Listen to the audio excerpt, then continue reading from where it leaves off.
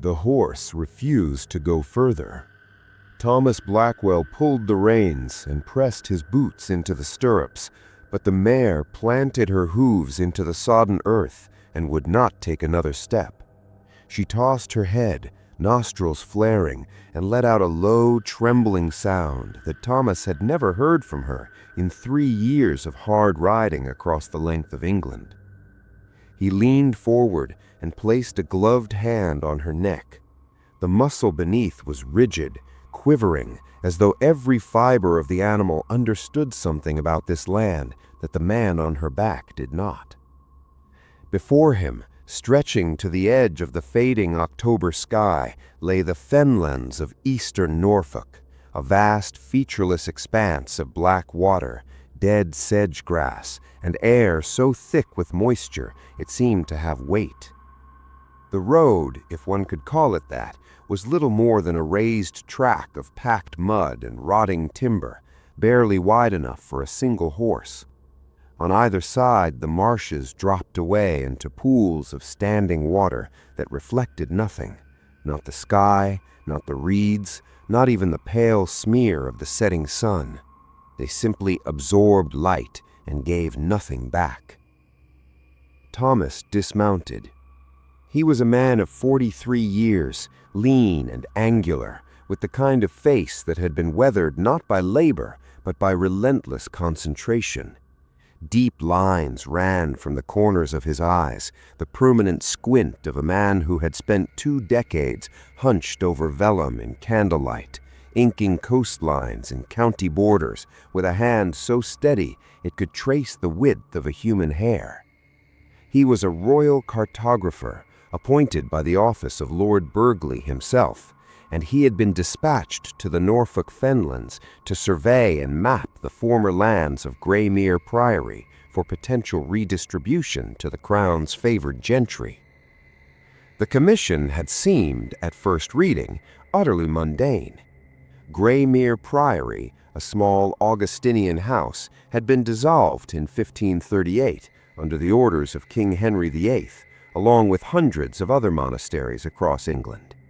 Its lands were to have been seized, its monks pensioned off, its stones sold or left to the slow mercy of rain and root. That had been 55 years ago. The priory should have been a ruin by now, a roofless shell picked clean by local farmers, harvesting its lead and timber. And yet, when Thomas had reviewed the existing Crown surveys in London, he had found something peculiar. There was no survey, no record of the priory's lands being measured, assessed, or granted.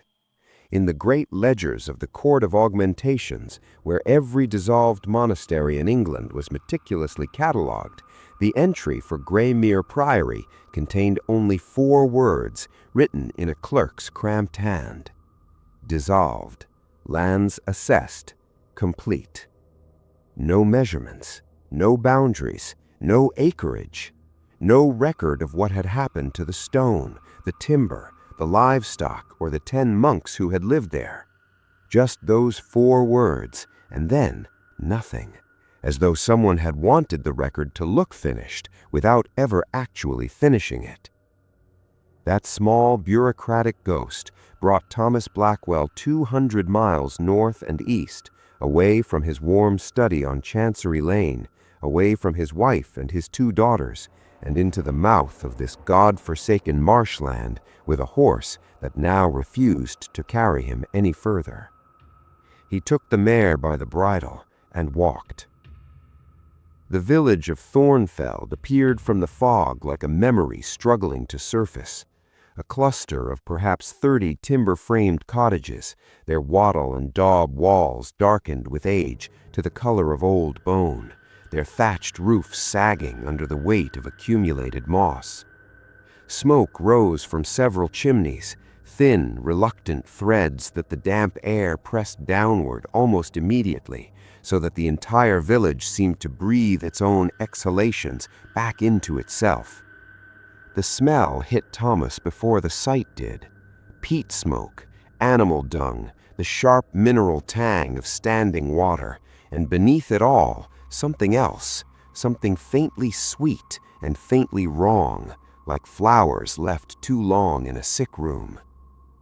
He tied the mare to a post outside the only structure that appeared to serve as a public house, a squat windowless building with a warped oak door and a crude sign depicting what might have once been a swan but now resembled a smudge of white paint with a neck. Inside, the air was so thick with tallow smoke and the smell of boiled mutton that Thomas had to pause on the threshold and let his eyes adjust. 3 men sat at a table near the hearth. They looked up when he entered, and the conversation between them stopped with a precision that suggested it had not merely paused, but had been severed. Thomas removed his hat and introduced himself. He explained his commission, his authority from the crown, his need for lodging, and a guide to the priory lands. He spoke clearly and without embellishment, as was his habit. He had found over many years of surveying remote corners of England that country people responded better to plain speech than to the affected courtesies of London. The innkeeper, a broad man with a face like a clenched fist, set an ale before him without being asked, and said nothing for a long moment. Then he spoke. "Priory's been closed a long time, sir." 55 years, I agreed, and yet I cannot find a single record of its lands being properly measured. I've been sent to correct that. Nothing out there worth measuring. Marsh, mud, stone that's fallen down. Then my work will be brief, and I'll trouble you no further than a night or two.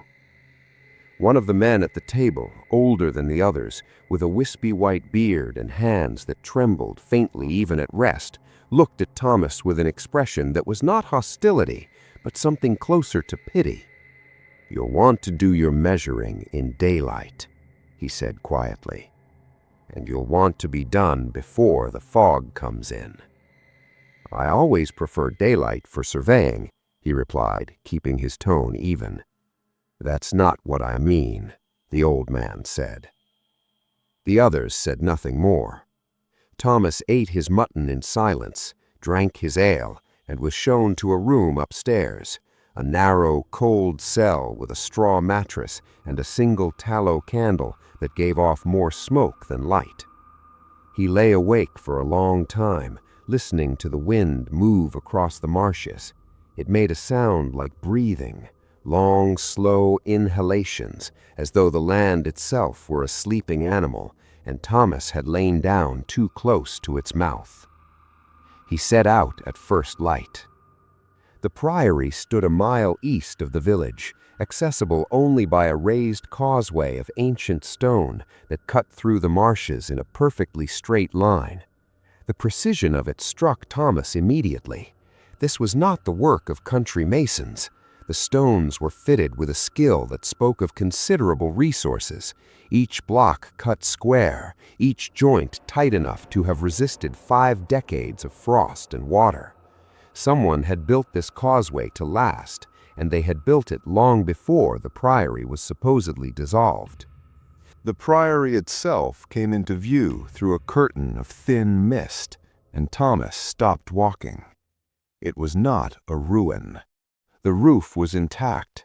The walls, though darkened with age and streaked with pale lichen, were sound. The bell tower still stood, its narrow windows like slitted eyes gazing out across the marshes. And from a chimney set into the eastern wing, a chimney that should not have been producing anything but bird nests and rainwater, a thin line of smoke rose into the gray morning air. Thomas felt something tighten in his chest. Not fear. He did not believe in fear as a useful instrument, but a professional unease, the particular discomfort of a man who prides himself on accurate records, discovering that the records are wrong. He approached the main gate, a heavy oak door set into a pointed stone arch, and found it closed but not barred. He pushed it open. The hinges, he noted, had been oiled recently. Inside, the priory was arranged around a central cloister, its covered walkways supported by columns of gray stone, worn smooth by centuries of passing hands. The cloister garden, which should have been a wilderness of nettles and collapsed walls, was instead a neatly tended square of dark earth and low herbs, rosemary, thyme, and something Thomas did not recognize, a plant with broad gray-green leaves and small black berries that grew in clusters like inverted grapes. The air inside the cloister smelled of damp stone, old incense, and that same faintly sweet, faintly wrong smell he had noticed in the village. He called out. His voice echoed off the stone and returned to him unanswered. Thomas spent the morning surveying the exterior of the priory, recording measurements in his leather-bound field book with the mechanical precision that had made him one of the most valued cartographers in the Crown's employ. He noted the dimensions of the church, the chapter house, the dormitory range, the refectory. He noted the condition of the stonework, far too good for a building abandoned for half a century. He noted the smoke from the chimney, which had ceased by mid-morning, and the oiled hinges and the tended garden. And he noted something else, something that made him pause and recheck his measurements twice. The building's external footprint did not match its interior spaces. It was a discrepancy Thomas had encountered before in older structures. Thick walls could account for some difference, but this was excessive. By his calculations, there were approximately 400 square feet of interior space that he could not account for. 400 square feet that existed within the walls, but could not be accessed from any door, corridor, or stairway he had found. Hidden rooms, sealed chambers, or something below. He returned to the village that evening and asked the innkeeper about the history of the priory. The man served him his ale with steady hands and a face that betrayed nothing. It was dissolved, he said, under the old king. And the monks, the 10 men who lived there? Gone, pensioned off, I expect, before my time. And the smoke from the chimney this morning. The innkeeper looked at Thomas for a long moment. His eyes were the color of the marsh water, gray, flat, unreflective. Could be travelers sheltering, vagrants. The fens get all sorts. Thomas nodded and said nothing more. But when he returned to his room, he did not sleep. Instead, he opened his field book and began to draw. Not a map of the priory's exterior, he had already completed that, but a speculative plan of what might lie beneath it. He worked by the light of 2 tallow candles, their flames guttering in the draught that crept beneath the door. And as he drew, the geometry of the building began to reveal its secrets to him, the way geometry always did.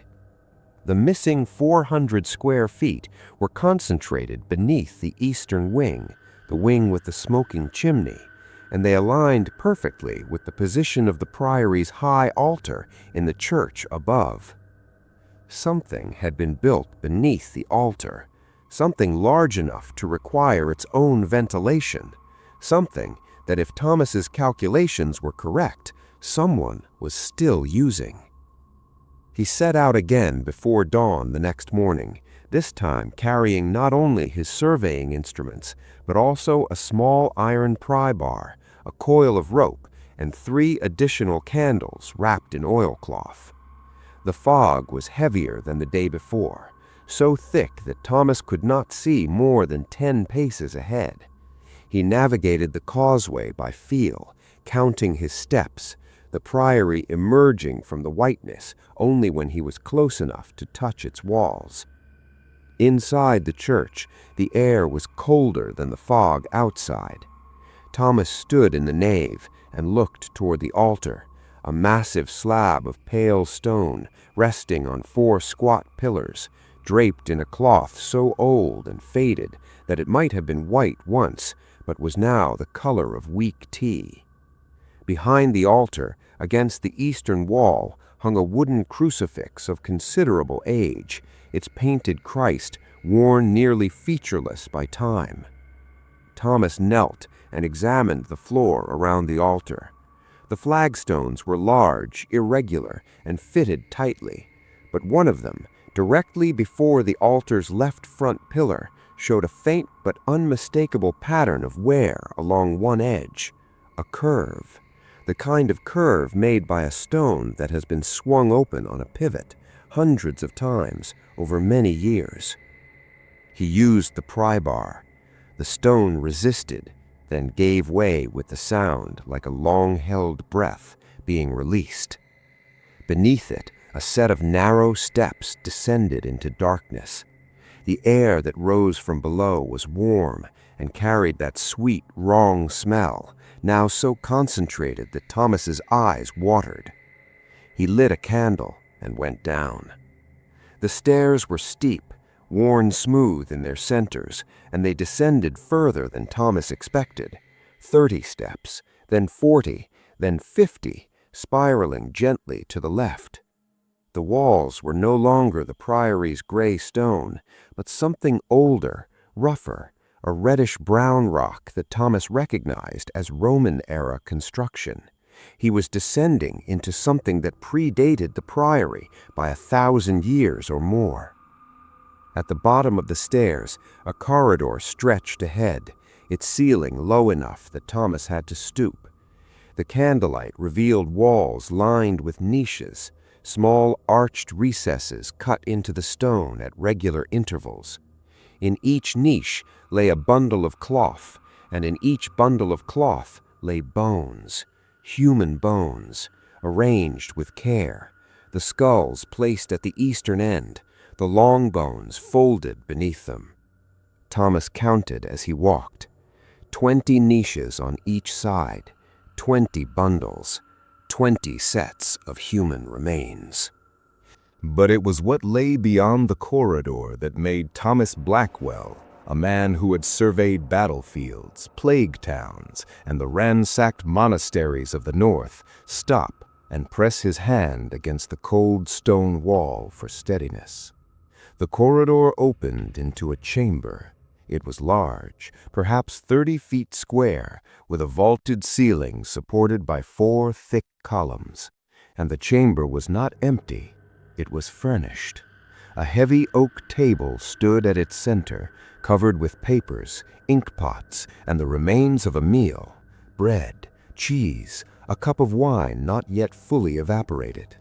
Along the walls stood wooden shelves, and on those shelves, arranged with the meticulous order of a clerk's office, were ledgers, dozens of them, bound in dark leather, their spines marked with dates in Roman numerals.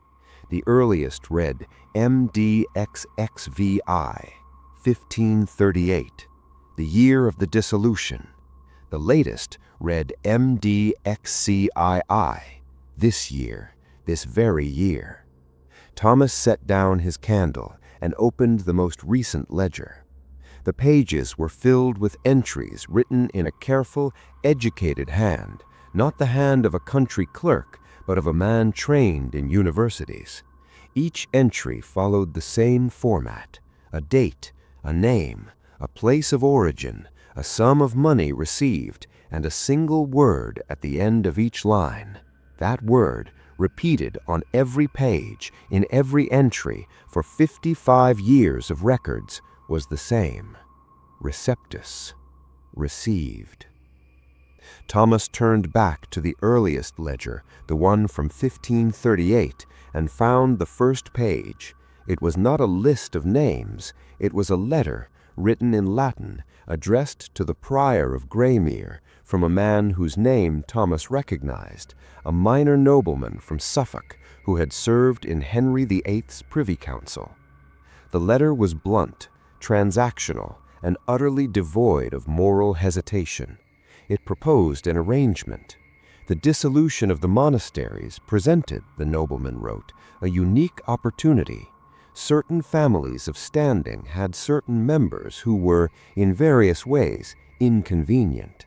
second sons whose claims to inheritance created legal complications, wives whose madness had become publicly embarrassing, daughters whose indiscretions threatened to destroy carefully constructed alliances, elderly relatives whose continued existence delayed the transfer of lands and titles. These individuals needed to disappear, not die, that would invite inquiry, but simply cease to exist in the eyes of the world. The dissolved priory, officially closed, its records conveniently lost, its location remote and nearly inaccessible, was the perfect vessel for such disappearances. The families would pay handsomely, the monks would continue their life of enclosure, and no one, not the crown, not the church, not the local magistrate, would ever have reason to look. The prior had agreed. The first entry was dated November of 1538. A woman, aged 31, from a family in Essex. The sum paid for her reception was £40, more than most men earned in 2 years. Thomas turned the pages. The entries continued year after year, a quiet commerce in human beings conducted beneath a dissolved monastery in the marshes of Norfolk. Some entries had additional notations. Beside many names, in the same careful hand, was a second date, sometimes months after the first, sometimes years, followed by a single Latin word, obiat, died. The stories shared on this channel are entirely fictional. Any resemblance to real people living or dead, or to actual events, is purely coincidental. This content is created solely for spine-tingling entertainment. And if this content has value for you, give us a like, subscribe, and share a comment with the community. Thomas closed the ledger and stood very still in the underground chamber, the candle flame casting long, unsteady shadows across the shelves and their terrible cargo of records. The sweet smell, he realized now, was not incense, it was not herbs, it was the smell of decay, old, patient, accumulated decay, seeping through the stone from the niches in the corridor and from other chambers he had not yet found. 20 bundles of bones in the corridor, but the ledgers recorded hundreds of names, which meant there were other corridors, other niches, other rooms filled with the carefully arranged remains of people whose families had paid good money for them to be forgotten. He forced himself to continue. Beyond the chamber with the ledgers, through a low doorway half concealed behind a shelf, Thomas found a second corridor, and then a third. The niches multiplied. The bundles of cloth grew newer as he progressed, the fabric less decayed, the bones less brown. In the furthest corridor, the most recent, the bundles were not bones at all. They were bodies, wrapped in linen, still holding the shapes of the people they had been. Thomas counted 47. He did not unwrap them. He did not need to. The ledgers had already told him everything he needed to know.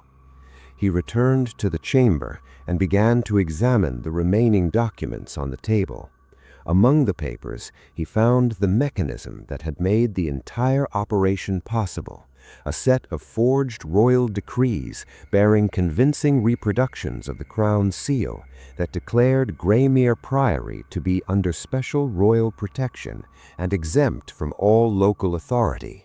These forgeries had been presented to any magistrate or crown agent who had ever come close to investigating the priory. They were masterful work, the parchment aged correctly, the seals pressed with what appeared to be an authentic matrix, the language perfectly mimicking the legal formulae of the Tudor court. Whoever crafted them had access to genuine royal documents to copy from. Thomas suspected the nobleman from Suffolk, with his Privy Council connections, had provided the templates. There was one more document, folded separately, tucked beneath the wine cup as though someone had been reading it recently. It was a letter, undated, written in a hand that trembled, the letters uneven, the ink blotted in places as though the hand had paused and pressed down too hard. It was addressed to no one. It appeared to be a confession. The writer identified himself as Brother Aldrich, the last surviving member of the original community of Greymere. He was, by his own account, 81 years old. He had been a novice of 17 when the dissolution came, and he had remained in the priory ever since. 55 years in this damp stone tomb, tending to the living and the dead, maintaining the records, receiving the payments, and watching the people who were brought to him fade and die in the chambers beneath the altar where they had once sung psalms. Brother Aldrich wrote that he had wanted to stop, that he had written letters to the bishop, to the local magistrate, even to the Queen's own council. But the letters had never been sent. The other men, he no longer called them brothers, would not allow it. And the families continued to pay, and the people continued to arrive, brought in covered carts along the causeway at night, and they continued to die, and Brother Aldrich continued to wrap them in linen and carry them into the dark. The final lines of the confession were nearly illegible. The old man's hand had failed him. But Thomas, pressing the parchment close to the candle flame, was able to make out the last sentence. "I have been the keeper of the forgotten, and I am now forgotten myself, and I find there is a justice in that which I cannot bear." Thomas folded the confession and placed it inside his field book. He gathered the most recent ledger, the forged decrees, and the nobleman's original letter. He climbed the spiraling stairs, emerged through the pivot stone into the cold church, and stood for a moment in the nave, breathing air that tasted of nothing but stone and winter. The fog had lifted slightly. Through the narrow windows, Thomas could see the marshes stretching away in every direction, that vast, flat, featureless landscape that swallowed sound and light and memory with equal indifference. He understood now why the priory had been built here, not for solitude, not for contemplation, but because the Fenlands were a place where things could be lost and never found. The geography itself was complicit. He walked back along the causeway toward Thornfeld. The mare was where he had left her, tied to the post outside the inn, and she raised her head and watched him approach with an expression that he might, in a more fanciful moment, have called knowing. The innkeeper was standing in his doorway. The old man with the trembling hands was sitting on a bench beside the door. Neither spoke as Thomas approached. Thomas looked at the innkeeper. "You know what is beneath that priory," he said. It was not a question. The innkeeper's face did not change. He said, "The village has been paid for a very long time." "By whom? The families?" "By whoever sends the carts." Thomas looked at the old man. "And you? Do you know?" The old man's hands trembled in his lap. His eyes were wet, though whether from the cold or from something else, Thomas could not tell. "My sister," he said quietly. "She was received in 67. I was 12 years old. My father was told she had been sent to a convent in France. He believed it because he wanted to believe it. I believed it too, for a time." "And now?" The old man looked out across the marshes. "Now I sit here," he said, "and I wait for someone like you to come and write it down." Thomas Blackwell returned to London in November of 1593. He delivered his survey of Greymere Priory's lands to the office of Lord Burghley, along with the ledgers, the forged decrees, and Brother Aldrich's confession. He recommended a full investigation by the Crown and the immediate seizure of the priory and its contents.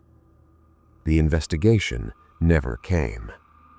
3 weeks after his report was filed, Thomas received a brief letter from a clerk in Burghley's office. The letter thanked him for his diligent work, informed him that his survey had been reviewed and found satisfactory, and instructed him that his next commission would take him to the Welsh borders to map the lands along the River Severn. There was no mention of the ledgers, no mention of the forged decrees, no mention of the hundreds of names, the hundreds of people hidden beneath the altar stone of a monastery that should have been a ruin. Thomas wrote a second letter directly to Lord Burghley.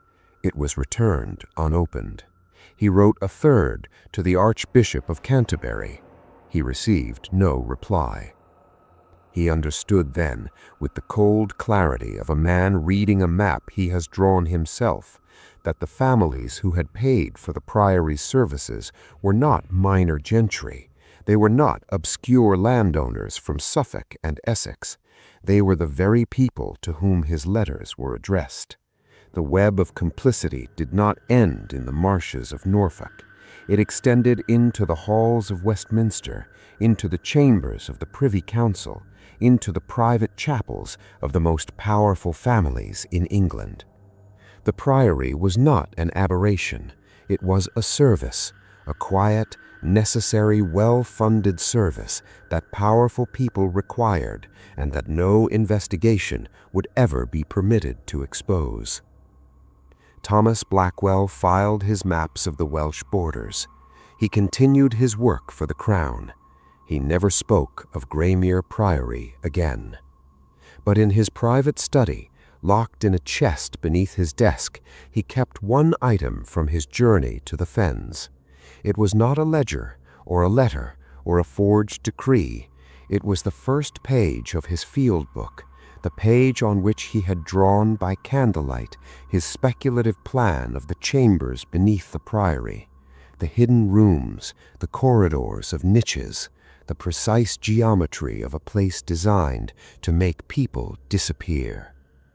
He kept it because he believed that maps were instruments of truth, that a place once measured and recorded could not be entirely forgotten, that the act of drawing a line on parchment was in its own small way an act of defiance against the forces that preferred silence and shadow and the slow, merciful erasure of memory.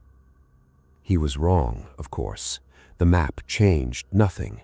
The priory continued to operate for at least another decade, according to parish records from Thornfeld that mention payments received from unnamed sources well into the early 1600s.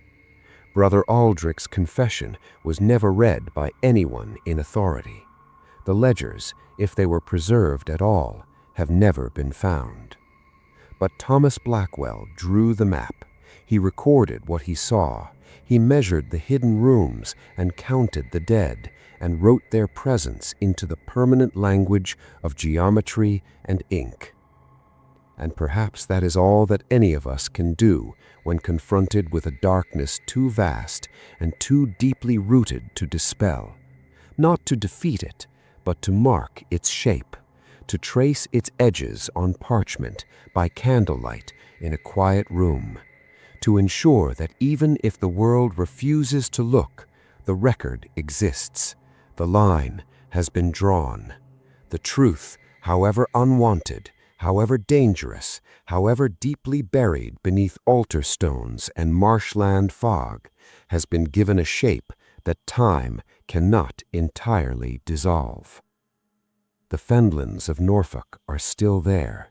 The marshes still breathe their slow, patient exhalations into the gray winter air.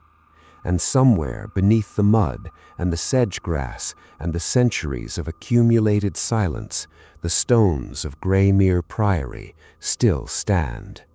No one surveys them now. No one draws their maps. But the corridors remain, and in the niches, in the dark, the forgotten are still waiting to be counted.